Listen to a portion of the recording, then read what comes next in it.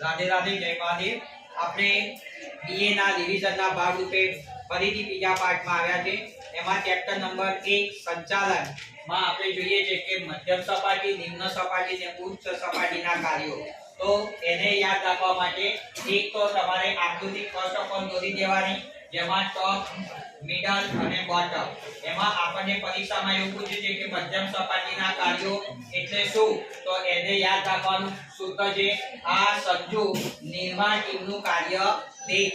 બરાબર છે? તો આ સંજુ નિર્માણ ટીમનું કાર્ય દેખ તો કેવી રીતે? તો આ એટલે આદેશોનો અમલ કરે છે। કોણ કરે છે?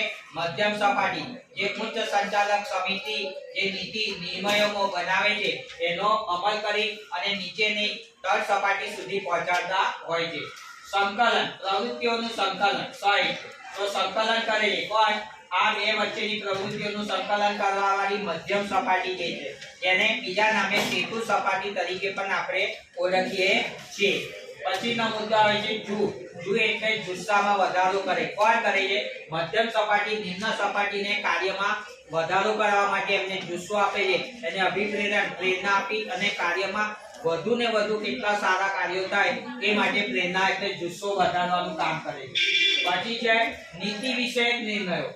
નીતિ વિષયક નિર્ણયો જે ઉચ્ચ સપાટીએ લીધા હોય તેનો અમલ અને કાર્યનું દેખરેખ કરવાનું કામ પણ કોનું હોય છે? મધ્યમ સપાટીનું હોય છે। પછી આવે છે ર એટલે રજૂઆત થાય છે। તો નીચેની સપાટીમાં હંમેશા એવું જરૂરી નથી કે ઉપરના નિયમો ઉપરથી નૈતિક જેવું થાય, પણ માહિતી પ્રેષણ જેવું પણ થાય। નીચેની સમસ્યા હોય બોટમમાં તો એ લોકોની રજૂઆત પણ ઉપર સુધી પહોંચાડવામાં આવે છે। તો આ રજૂઆત છે। માપદંડનું ઘડતર થાય છે। માપદંડનું ઘડતર એટલે માપ કયા પ્રકારના માપ? કેટલું કામ થયું, કેટલું બાકી રહ્યું, ઉત્પાદનના આંકડા, વેચાણના આંકડા, અંદાજપત્રના આંકડા, એ બધાનો માપ કરવામાં આવે છે કે કેટલું નિશ્ચિત હતું, કેટલું રહી ગયું, કેટલું બાકી છે, કારણો શું? તો એ બધા માટે મધ્યમ સપાટી કામ કરતી હોય છે। ટીમ વર્કનું કામ છે। મધ્યમ સપાટી એ બોસ નથી, પણ આની સાથે એક હાથમાં હાથ મિલાવવાવાળી ટીમ છે। કારણ કે આનું કામ એવું છે કે એ જાતે ન થાય તો એને ઉદાહરણ તરીકે કરીને બતાવવું પડે કે ભાઈ આ કામ આવી રીતે થાય, અને એની સાથે એને હાથ મેળ કરી અને જાતે હાથ ઘડિયાળની પદ્ધતિએ કામ કરવું જોઈએ। પછી આવે છે કાર્યક્ષમતા વધે છે। મધ્યમ સપાટીને કારણે આ જે ટીમના જે આદેશો અને જે હુકમો હોય એનું પાલન કરવા માટે અહીંયા આ લોકો બોટમ સપાટીમાં તળ સપાટીમાં કામ કરાવે છે અને એને કારણે કાર્યક્ષમતા વધતી હોય છે અને એમના ક્લિયરિફાઈ હોય છે। કારણ કે ઉપર ધ્યેય તો કેવું હોય છે? નક્કી જ હોય છે, હેતુ અમલ નક્કી હોય એટલે એ કામ કરવામાં આવે છે।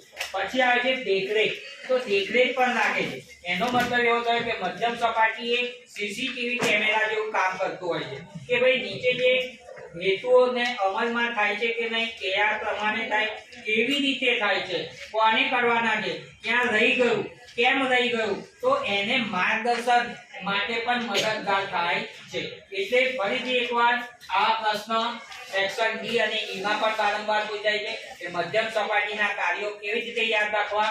તો આ સંજુ નિર્માણ ટીમનું કાર્ય દેખ। તો આ ફરીથી આ એટલે આદેશોનો અમલ કરે છે। કઈથી આદેશો આવે છે? ઉચ્ચ સપાટીએથી સંકલન કરે છે, વિવિધ પ્રવૃત્તિ, ખરીદ વેચાણ વિભાગ, હિસાબ વિભાગ, જુસ્સામાં વધારો કરે છે, નીતિ વિષયક હોય છે, રજૂઆત થાય, માપદંડનું ઘડતર થાય, ટીમ વર્ક કાર્ય અને દેખરેખ। તો આ રીતે મધ્યમ સપાટીના કાર્યોનું એક નાની ક્લિપ છે જે તમે જોઈ શકો છો।